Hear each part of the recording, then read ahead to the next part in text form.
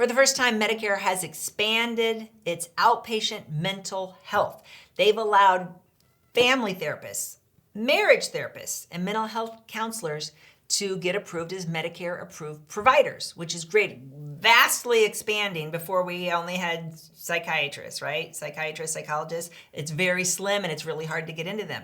They know that retirees are greatly suffering, like the rest of the population, from depression. And sometimes it's really worse in retirement.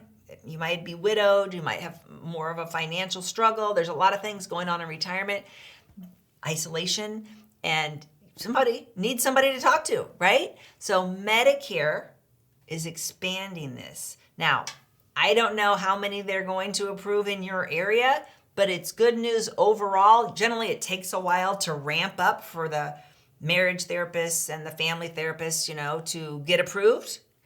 But in the future, this is a great added benefit for our retirees.